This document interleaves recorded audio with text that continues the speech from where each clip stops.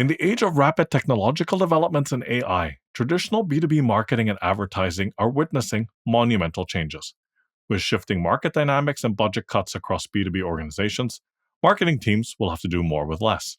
So, how can they achieve this and still be instrumental to organizational success? Welcome to this episode of the B2B Marketers in a Mission podcast, and I'm your host, Christian Klepp. Today, I'll be talking to Keith Turco, who will be answering this question.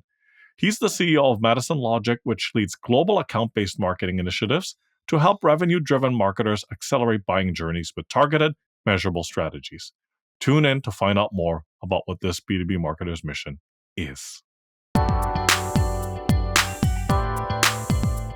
Okay, and here we are, Mr. Keith Turco. Welcome to the show, sir. Thank you, Christian. Good to see you. Likewise. We had a great pre-interview conversation, and I'm really looking forward to this conversation. We got to buckle up a little bit because there's a lot to cover. But I think it's going to be really interesting, relevant, and pertinent to all those B2B marketers out there. So let's dive right in. Great. Excited to be here. All right. So, Keith, you're on a mission to help B2B companies succeed by delivering performance-first strategies across the full marketing funnel. And performance-first, I think, is going to be a word or a term that we're going to hear throughout this conversation. But for this conversation, let's focus on a topic and unpack it from there. So it's how B2B marketing teams can rapidly adapt to market changes and contribute to organizational success. So let me set this up a little bit because that sounds a little bit generic, but after the description, I think people will understand what I'm talking about. So your company, Madison Logic, helps clients own the buying journey by creating lasting impact at every interaction with high-value buying groups through data-driven ABM.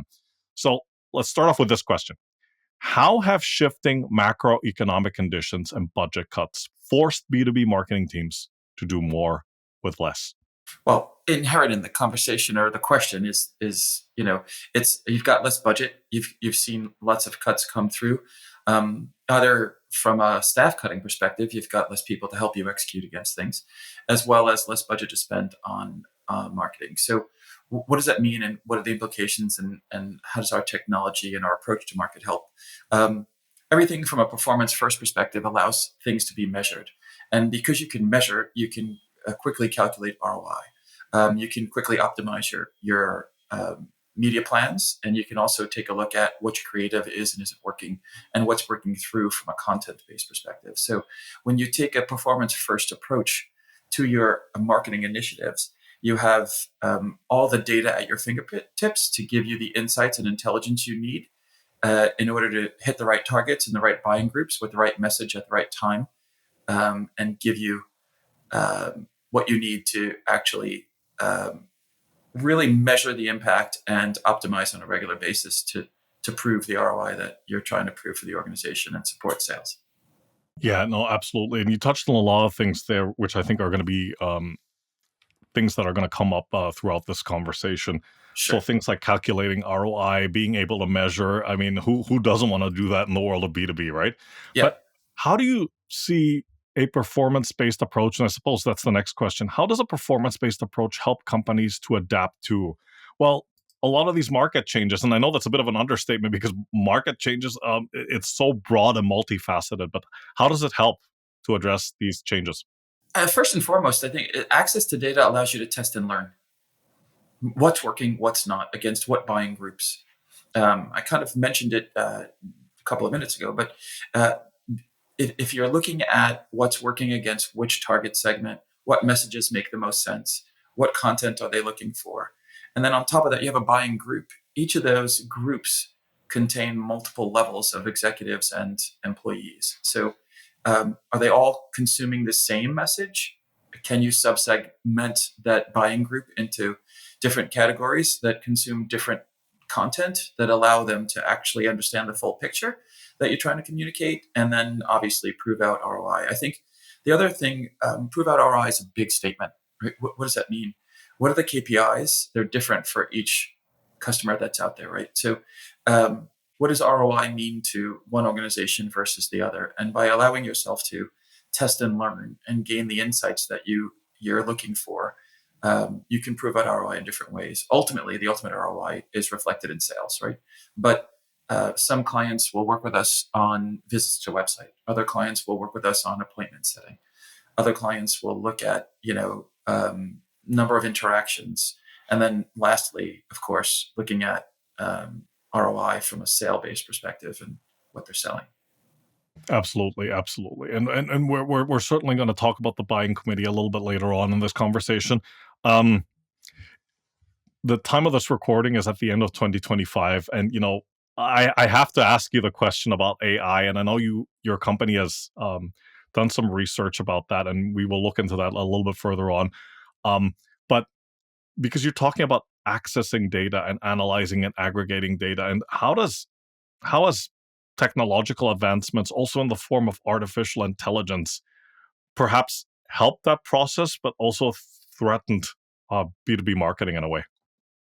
I don't think I ever view it as threatening. I'll always look at AI as a form of enhancement and Yeah, allow us to optimize and go to market.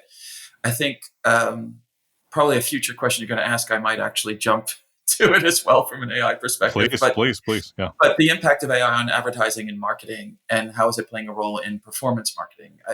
AI allows itself and lends itself to really impact performance marketing. Um, having been and being been at and being a fan of and student of advertising, um, to me, I think that AI allows us to lean in a bit more. I think we should continue to ask ourselves those questions. But the core approach from the creative side of things will still be there. What AI will allow us to do in the performance marketing world is lean into what I was referring to earlier, which is test and learn. What messages, based on which audience, how do I subsegment buying groups? How do I subsegment even some of those additional segments? And in an effort to not spend so much time adapting creative to those subsegments or geographies or different business units inside an organization, right? So each of those things allows or would benefit from having a much more tailored approach to communications. And AI should be leveraged from that perspective to lean into those kinds of things, helping you with testing and learning, helping you with subsegmenting, helping you with geographical segmentation, business unit segmentation, um, those kinds of things. There's there's multiple BUs that are buying groups inside of a large technology organization, right? So to message them all the same would kind of be silly. absolutely, absolutely. Yeah, perhaps the better term, as opposed to saying threatening, is how has it impacted B2B marketing? Might be a better way of looking at it. Yeah, and I Yeah, think exactly that point, yeah, right? It's impacting everything, but what I challenge everybody when they say, "Oh, AI is going to threaten or kill or yeah. do," it's like, well, how do you embrace it, and how do you give it a hug, and how do you leverage it to evolve your approach from a marketing perspective versus to get nervous about it and be more proactive instead of reactive in your approach to AI. Absolutely, absolutely. So based on what you've said, like, what would you say are some of the key pitfalls that B2B marketing teams should avoid, and what should they be doing instead? Really understanding um, what their ROI is, who the buying groups are. I know we keep coming back to that, right? But I think B2B marketers are also um, really focused on what their BDRs are up to and what kind of lead generation they can provide to their sales organizations. And I'd say go a bit further than that, right? It's not just lead generation from a content syndication perspective. It's a full funnel multimedia approach. We talk about this also, I think, in upcoming questions, Christian, because we prepped for the meeting. But the buying group is 7 to 10 people. Um, and are you hitting the right people at the right time with the right message? Um, so I think it's important to take a look back at certain aspects of how you're approaching your marketing initiatives as you um, really unpack the strategy and look at things. I don't know if I answered the question though. Yeah, I mean, it's basically about like, these are the things that B2B marketers should be paying attention to. These are some of the things that they should be avoiding, right? And keeping the conversation constructive, as it were. Yeah, and I think it's important to set the KPIs for campaigns, Right. optimize your media plans, and then multimedia. When I talk about that specifically, multi-format, we've talked about what channels in the B2B space that might not being tapped, that might not have been tapped in the past should be tapped, right? So some of the research we've done with Harris Poll also talked about the consumerization of the B2B space. Um, so what mediums working in the B2C space that we can move over to the B2B space, which is why you'll see that we launched audio earlier this year in our platform. Um, but video is is obviously a big play as well. So the B2B space is leaning into the TikToks and YouTubes of the world, as well as audio. So video and audio are also mediums. I think it's important for the B2B landscape to take a look at. I guess we've dubbed it B2B2C, right? At the end of the day, we're all people that are consuming media and making business decisions. Absolutely, absolutely, and I'm sure you've come across this camp because I certainly have. That basically really want to draw that line in the sand and say, no, that's not transferable. You Sure. can't use those same tactics in B2C. I tend to disagree because like you said, like it really depends.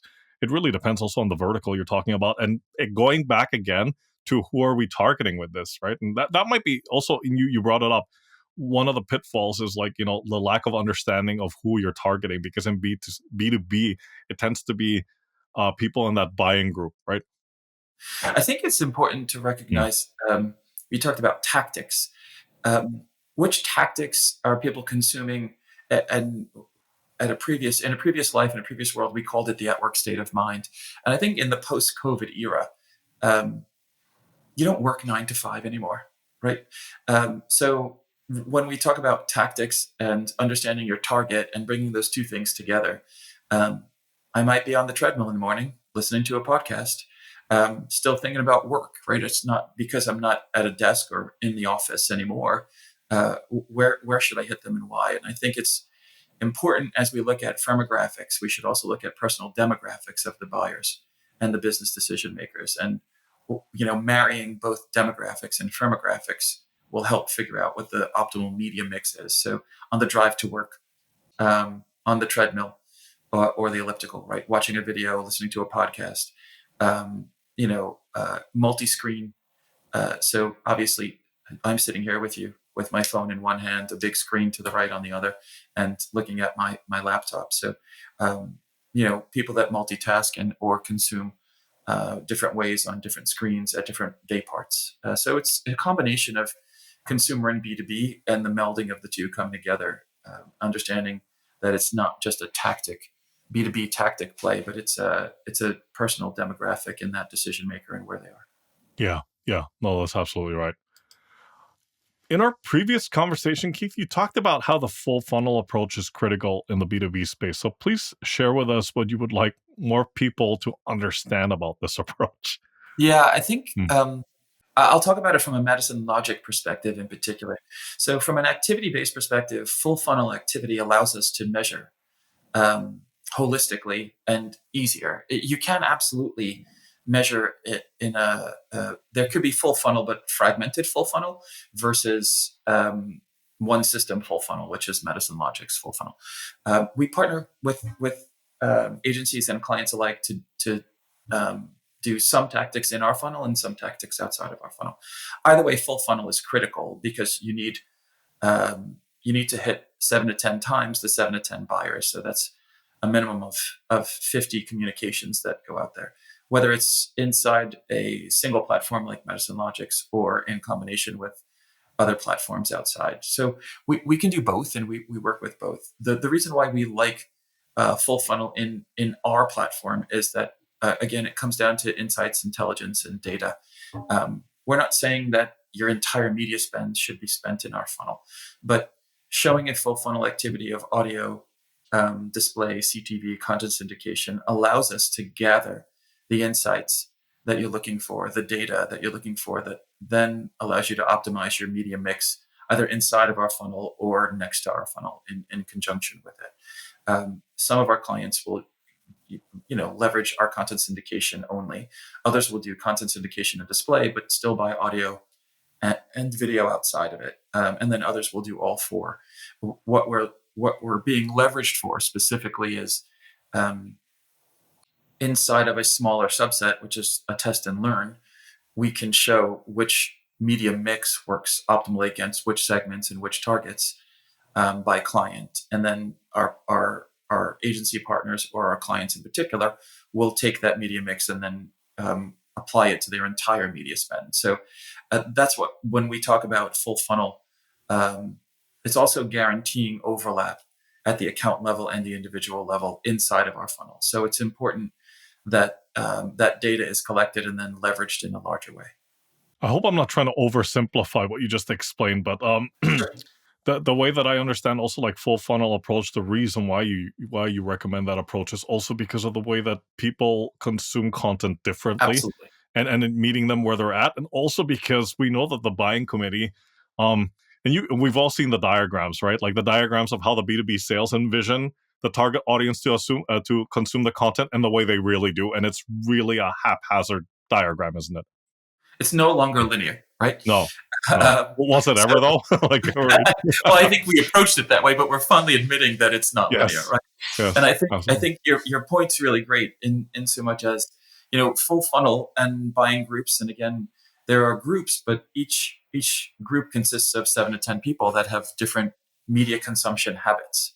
So it's important to hit them where they are and understanding that and allowing. If you do a multi-channel approach with us, and we collect the data, we can say these subsegments of your buying group are consuming media on video, display, and email.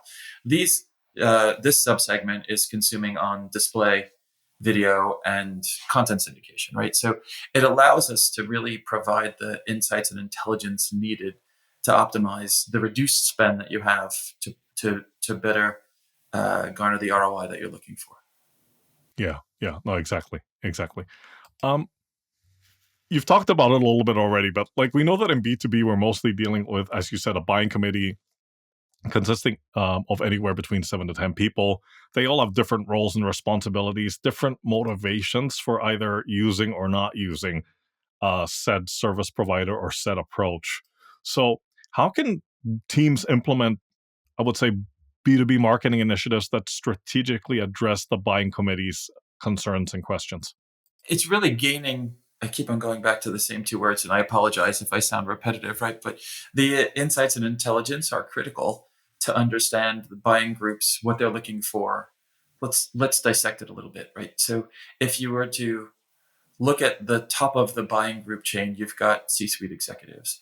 Um, those C-suite executives consume media in very different ways because they have very different schedules and are on the road quite a lot. So they'll be listening to podcasts more than they'll be watching a CTV kind of application that most will probably want to watch on a bigger screen versus a smaller screen, right? So it's understanding which business decision makers are interested in what categories, right? So you've got C-suite that sit across multiple BUs.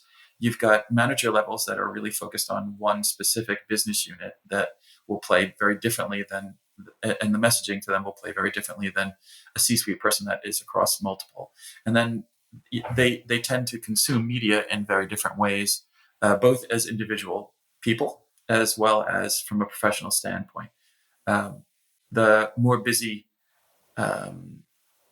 roadrunner type consumes media in snippets, and we also talk about thumb stopping creative and thumb stopping messaging because we know that they're on their phones more than they are on an iPad or a laptop. So the insights that you get from that and the intelligence that you get from that data collection will help you be that much more effective when targeting um, different individuals inside of a buying group. And it's also, I would say, about trying to close that trust gap, right? Because there is, especially in B2B, there's this whole notion of like people tend to trust slower, for lack of a better description. So there's that effort through that approach to try to like build that trust, build that credibility, because it does take time. This isn't something where, they have to make a decision in 48 hours, right? It takes much longer. And I think important, when you close the trust gap, you shorten the Mm, sales cycle. sure. So when you shorten the sales cycle, it's a much quicker route to ROI that's proven by both the marketing and sales team. So the quicker the trust gap is closed, the quicker the cycle happens. Exactly. So, and based on that, like, what role does a performance-based approach play in winning over the different members of the buying committee? And you've touched on some of these aspects already. Yeah, I just again, the knowledge that you gain from performance-based approaches, everything is measurable, right? Let's pause for half a second there. When we talk about performance marketing, which is obviously next gen of, um, it started as database marketing and then went into one-to-one marketing and then it went into digital marketing and now it's performance marketing because everything is measurable. Um, the insights you collect from that absolutely make a difference, whereas traditional um, old school advertising of the 70s, 80s, and even somewhat 90s was let's just hit them with a big message, right? I think it's important to talk about performance marketing being branded response. Everything you do should both build a brand and elicit a response. So we're not saying performance marketing at the risk of neglecting branding. We're saying performance marketing inclusive of branding in the marketplace. So the Ah, loyalty and hmm, familiarity come to yes, play. exactly. I was gonna say, if you were gonna throw a brand out the window, like Don Draper would come back and say, "Hey, man," all right, like, Absolutely not. Brand is critical because mhm. you have to, obviously, to your point, play on the loyalty side, right? And you know, affinity plays a big role in previous experience with existing brands, and people are loyal to certain brands. So we're not throwing all of the traditional advertising metrics out the window either, but everything that we put in the marketplace should play a dual role of building a brand and eliciting a measurable response. Yeah, that's it. Um, so for this next question, not trying to scare anybody, but you guys did conduct a lot of research together with Harris Poll, and you came back with some really interesting figures, right? So one of them that you did together with Harris Poll was shows that nearly 73%, yeah, 73% of marketing decision makers believe AI generated creative will define the future of advertising. So how will that fact alone replace traditional advertising as we know it? I don't think it replaces. I'll go back to the Hmm. same answer that Okay. we started at. I think it enhances, right? So Hmm. 73% of the respondents absolutely see AI playing a role in their marketing and advertising, and it allows them to learn from the data that they collect, adapt, and make changes quickly. It allows them to take into consideration geographical differences and business unit focus differences. It also allows you to take on the demographic insights, not just the firmographic insights, right? So um, if I know that Christian is, living in Europe and is focused on certain business functions, but in his personal life also likes to ski or golf. I'm oversimplifying it, right? But AI allows you to say, oh, well, this visual will appeal to Christian. This cultural nuance and difference will appeal to Christian. And it allows you to hyper target in a much different way. That is, we've advanced to that, had advanced to that pre AI, but it was a bit more manually intensive than it will be and is today from an AI based perspective. Ah, now that you've explained it that way, that hopefully puts some of these doubts or fears a little bit Sure. to rest, because it's an enhancement, or it should be viewed and treated as an enhancement mechanism rather than a complete disruption, right? Absolutely, and Mhm. that's where when I started, there is still a world Yeah. where creativity is paramount, Hmm. and that's at the original conceptual stages, right? But what would take us months to make international adaptations and or um, having three or four different pivot tables come together to say this creative with this copy block against this target audience with this message. So it's the confluence of data that allows for easier output from an AI perspective to make it much more tailored to the desired consumer of that content. This same report that I mentioned previously, it also mentions that about 90% of companies are exploring new ways to reach audiences, and you did talk about that. So, but again, what are some of these channels, and how will they impact the B2B marketing moving forward? Yeah, I first and foremost, you're looking at social Hmm. as a new avenue beyond the B2B LinkedIn social perspective, which plays a significant role in B2B campaigns. But it's also figuring out where Christian or Keith are consuming in their personal lives. So it's not shocking that if you're on TikTok or Instagram or on our YouTube channel, that you'll see some B2B messages that are out there. Early on, we knew from an event-based perspective that lots of business decision makers were watching golf, watching tennis. So sports has always and will continue to play a role, even in the B2B space. But it's a good example of finding your consumer interests and where they overlap with your business interests. And it's the same kind of thing from that perspective as well, as understanding, I keep going back to the same message of right place, right time, right audience, right segment. But so when you look at the new mediums or the consumer based mediums, um, it's understanding that where the personal interests come together with professional interests, and are they on Facebook? Are they on Instagram? Are they on YouTube? Are they on X? And where are they playing and how are they playing in those spaces? And where can I get the overlap? And from a business and personal perspective. Also, going back to day parts, right? Are they exercising on the treadmill at 5 a.m., 6 a.m., 7 a.m.? Are they doing it in the PM? Are you catching them on their drive to and from the office? Maybe not 5 days a week anymore, but 3 days a week, right? Understanding, it's funny, but even dissecting the day of the week and how you buy media and how you serve it, right? So we know that if people are hybrid, they're most of the time they're in the office Tuesday, Wednesday, Thursday, and not necessarily in the office on Mondays and Fridays. So you might catch them in different aspects of different parts of the week as well, day parts, days of the week. It's really interesting that you bring that up, because I had a gentleman on a little bit earlier this year that spoke about what he called time of day marketing. And what he meant by that is is Keith the same person, or does he consume the same content, as an example, right? At lunchtime, in the afternoon, or in the evening before he goes to bed. And knowing that, and it's going back to your ability to analyze and aggregate that data and spot these trends, right?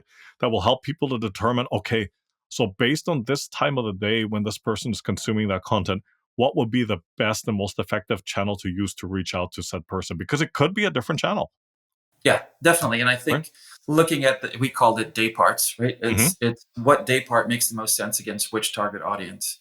Right. Um, and it is especially now because we can gather that information and see when they're consuming. So going back to your earlier questions around performance marketing, used to be let's just run it and see, that we would always buy media in day part, and you could even buy it obviously from a program based perspective. But really dissecting and understanding which day parts individuals from the buying group consume media. To your point, am I during lunchtime? Am I toggling off of my business channels and onto my personal channels? And that's where I think to the point you made and the point I made, that's where it comes together. Is personal demographics associated with firmographics and business decision makers, and where we can find them in their personal lives, not just their professional lives. You don't just work between the hours of 9 and 5 anymore, and you don't just think about work between the hours of 9 and 5 anymore. That's it. That's it. Yeah, Keith, I had one follow-up question for you. And I know that this isn't really social media per se, but what's your take on Reddit, and how significant do you think that is to B2B? I think it's making a play in the B2B space, absolutely. And I think we'd be remiss not to understand the impact it has on the B2B space. Funnily, I have just asked the team to double click on Reddit literally in the last couple of business days to see what the impact of Reddit can be, and can it be measured in the B2B space. So I definitely think, um, I mean, I don't know if I would classify it as a social channel, but it's kind of a publishing meets social. It's kind of a little bit of both. It straddles those worlds, as I'd like to Yeah, call it, right? Like yeah. it's a little bit like it's It's neither here hybrid. nor there. Yeah, it's hybrid. Yeah, There you go. yeah. There you go. Absolutely. Okay.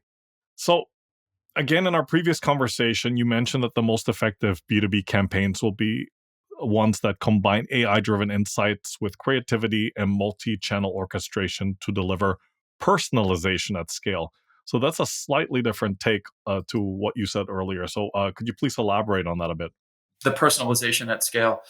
Um, I don't know that I view it as different. I kind Hmm. of view it as the same, right? Same. Okay. Uh, because it allows you to personalize based on the different data points that you collect and information that you collect from performance marketing, right? So personalization at scale allows me to say, okay, Christian is different than Keith, who's different than Joe, who all work in the same organization, might overlap with 80% of their business decisions, and 20% will be standalone. So um, performance marketing is, if done properly, is personalization at scale.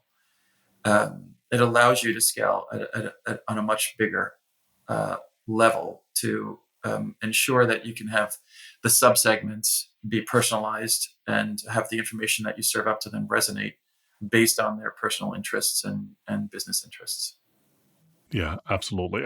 I guess the trick, and you've probably seen this happen too. There's companies out there that are using the personalization at scale, or they're approaching it the wrong way. I would say they try to go in under the guise of personalization, but what it actually is a bit more of a veiled sales pitch. I agree, and I think that if you can really tap into where the world comes together of personal and professional interests and apply that to the individual customer or consumer, you can truly personalize on what makes it tick. And I think personalization at scale isn't just a creative comment; it's a media comment, right? It's I can personalize the media journey based on how I know Christian is consuming media throughout the day.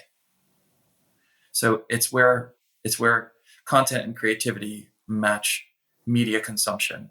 Absolutely, absolutely. Okay, I'm going to ask you a soapbox question, if that's okay with you. So let's zero in on the topic of performance marketing because that is your area. What is the status quo in performance marketing that you passionately disagree with, and why? From a B2B performance marketing perspective, I think we talk about right place, right time, right message. So, and I think the status quo is that creative doesn't matter uh, because if you serve the right message to the right person at the right time, creative won't make an impact. And I'll go back to branded response. Um, I think the status quo is creative doesn't play as big of a role as it used to, and I would disagree. I talked about thumb stopping. Um, you have to get people to stop, right? Because people are constantly scrolling, and they're being barraged with message after message after message. So, what will resonate? And I do think that building a brand that has integrity, that creates loyalty. So to me, it's the proper balance of brand and demand or branded response that should be looked at again. I think we've probably taken a 10-year hiatus from that, and it was just about right message, right time, and it worked because it was thumb stopping at the time. But given the overload of messages and exactly what we're talking about, Christian, of hitting people in their personal lives with professional messages, there's an overload of messages that happens. So you also, it's kind of bringing the soapbox questions, bringing all of your questions together, right? Yeah, Which is pretty what it's much. intended, what it's intended to do. So Mhm. it's funny because you know, you can absolutely understand that you can shorten the sales cycle by creating brand affinity. You talked about, is AI a threat to advertising? Actually, it's an enhancement because brand to me, in my mind, still plays a significant role, and it's bringing the two worlds together that will differentiate the top notch marketers of tomorrow. Absolutely, absolutely. And it goes back to something that you said earlier. I mean, this whole ecosystem is in a constant state of evolution. So marketers better learn to quote what you said, to embrace it rather than to push back at it, right? Or to push back on it, right? I think the key is Mhm. evolution. Yes. It's not abandonment, right? Mhm. And net new activities, right? So um, email was an evolution of direct mail. This display was an evolution of the 15-second video kind of thing, right? Mhm. So Mhm. it's how do we evolve, leverage what we know and what worked, and evolve it to make it better. It's not necessarily, in my mind, a replacement of. Sure, will it take the place of certain aspects of things? Absolutely. But how can you use it to enhance and add versus feel threatened by it? Absolutely. Absolutely. Keith, this conversation was dynamite. Thank you so much for coming on and for sharing your experience and expertise with the listeners. Quick introduction to yourself and how folks out there can get in touch with you. Sure. Keith Turco, CEO of Madison Logic. You can find me on LinkedIn. Would love to talk to you about your business needs and how we can help you from a ABM perspective. Fantastic. Fantastic. Once again, Keith, thanks so much for coming on the show. It was a pleasure. Thank you, Christian. You have a great day. Thanks. Bye-bye.